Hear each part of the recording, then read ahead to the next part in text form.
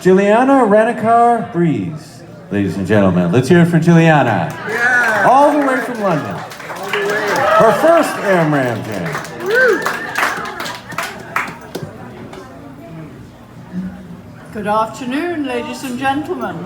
I'm used to saying good evening. I have never, in all my years, read in the afternoon, so that's very unusual. And I normally specialize in vignettes, which are true life stories. I do poems as well, not so many, but I've been so inspired by this festival that while I was sitting here this afternoon, I decided to write a little poem, and I'm going to share it with you. And it's called, believe it or not, On the Road. On the road, here in Kerouac Landia, Lowell, Massachusetts. Why at my advanced age am I back on the road? What am I searching for? Who am I searching for? Myself. Out of my comfort zone, the challenge to discover my newfound identity as a performer of my own poetic narrative words, to be appreciated and recognized, back on the road in my twilight years. Thank you. All right, very good. Very good. Oh, thank you.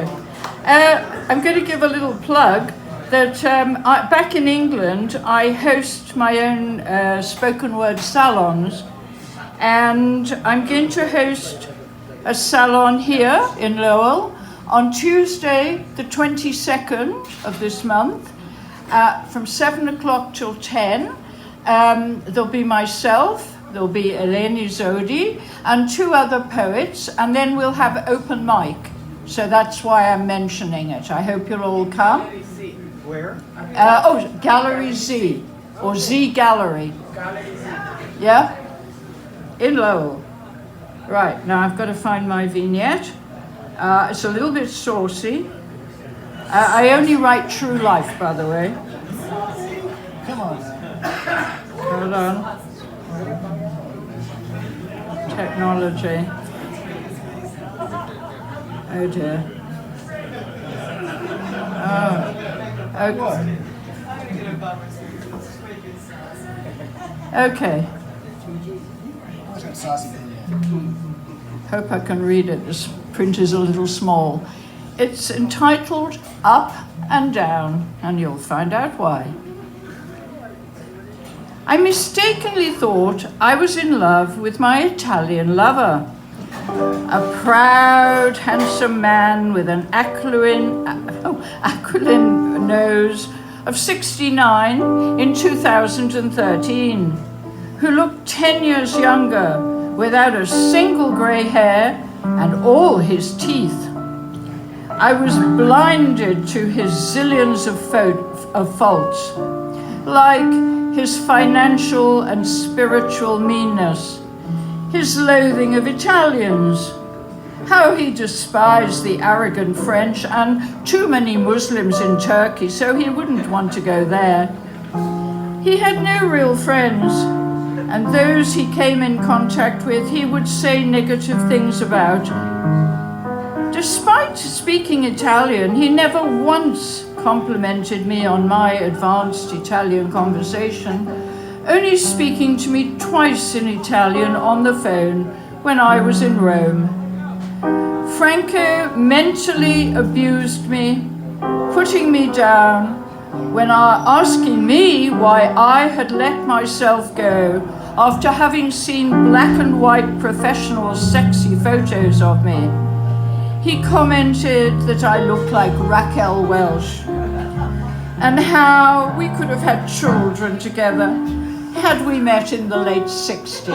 I won't say how old I am, by the way. One evening, he arrived at my flat and, as usual, took off his shoes and sat at my computer, watching porno, to get himself into the mood for sex. Doesn't everybody do that? I bet you do here in Lowell. A frustrated, self-important, impotent man who refused... Yes, you're laughing now. It wasn't funny at the time, let me tell you.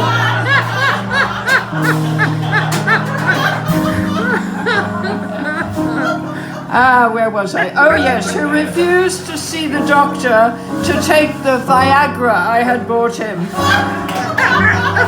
But to me, he was so good looking, with a beautiful body and silky skin I loved to touch.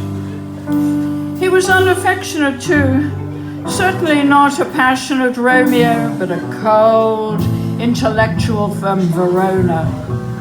What the hell was I doing with a man who slept with not one, but 3 duvets at night, and even went down to the bottom of the bed to face the other way? It's all true, it's all true. Doesn't happen in Lowell. Where was I? A man who sat at my computer screen in front of an excellent photo I had taken of him in Amsterdam, who spoke to his own image, saying, "I am good looking," to which I commented, "On the outside, but not the inside." Silence was his reply. He knew deep down what an insincere, narcissistic shit he was.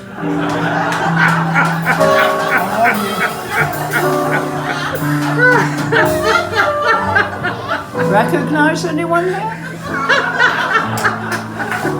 At my suggestion and expense, we had a long weekend in Amsterdam, even visiting the interesting sex museum.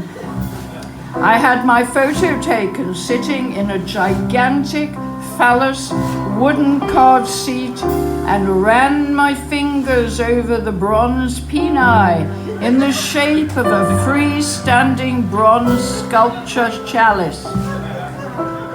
He seemed to blame me for being impotent. I suggested we look for a slim, blonde, non-tarty looking prostitute in the famous red light district and see if he could get it up for her.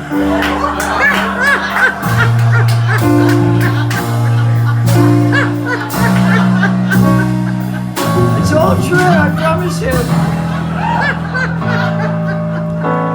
It was a warm, balmy evening, and the district was chock-a-block with punters and tourists, all looking for pussy. No men in the windows for us ladies. A few outrageous Latino transvestites completed the picture in the window. The women were all vulgar, scantily dressed, and in iridescent, garish underwear or bikinis, sitting or gyrating in the neon-lit windows.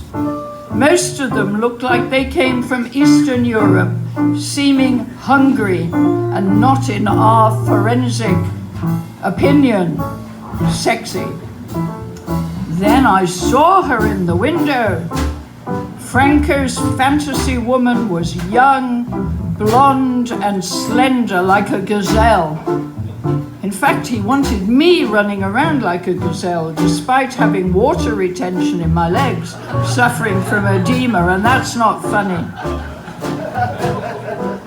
I was a middle-aged, Rubenesque hippo with dyed medium-length amber hair, parted in the middle, and not a Twiggy look-alike. Twiggy was a very famous model in the 60s who was like a twig. Franco would sit for hours transposing blonde film star hairstyles on my photographic facial features even asking me to cut my locks and to go blonde. Pathetically showing my vulnerability, I asked him if he'd love me more if I was a blonde, but he declined to answer. He considered me an alpha woman, loving my mind, so he said, but not my curvaceous, well-endowed body. He wanted me to lose weight and engage a personal trainer at my expense, of course. She didn't look like a slut. In fact, she was natural with good skin. Possibly about 30, with a charming smile and good teeth, who turned out to be Russian. She opened the glass door to inveigle him in to sample her wares. "Franco, come over here," she cooed, beckoning him over. "How much?" I demanded, as I was his minder that evening. €40. Back or front? No, just for a hand or blowjob. You can watch if you like. How long for? 20 minutes. But he's only going to take 10 minutes to come. What are you going to do for the rest of the time? I inquired. I dance with feathers, she smiled knowingly, lowering her eyelids.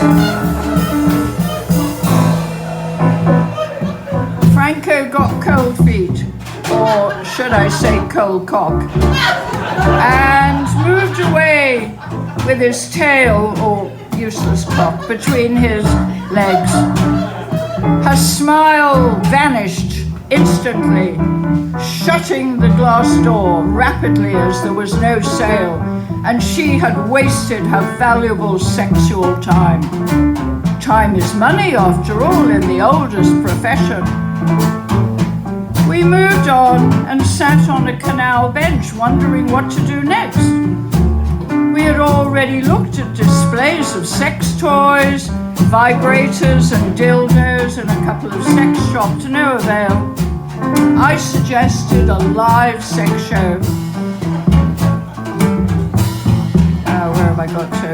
In desperation, he agreed, and so I wasted €50 on admission to include 2 beers for a mechanical sex show on stage with 4 couples. In, out, shake it all about, so boring and so non-erotic. I'm giving you the rates just in case anyone goes to Amsterdam, by the way.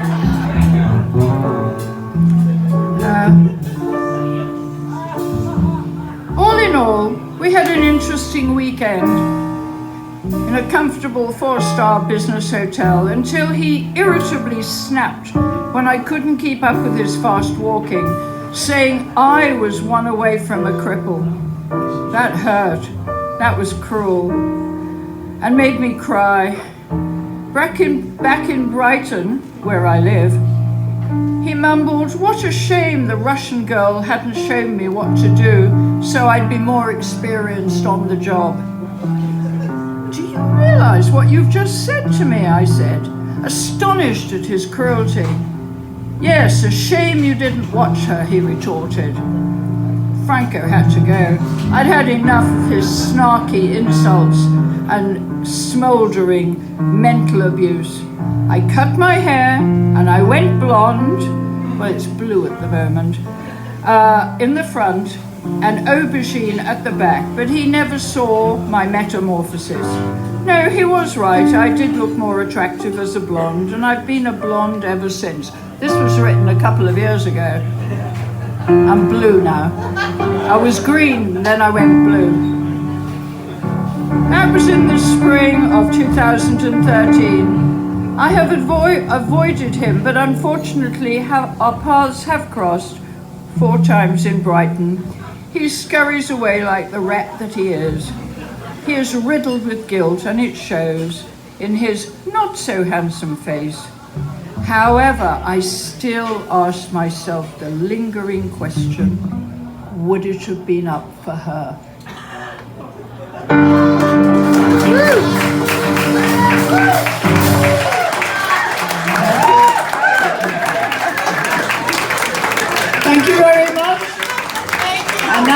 Eleni. You're next, Eleni. Thank you very much.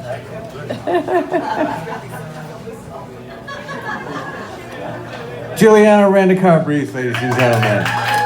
The saucy accompaniment today. And as she said, Eleni Zodi is up next. Eleni.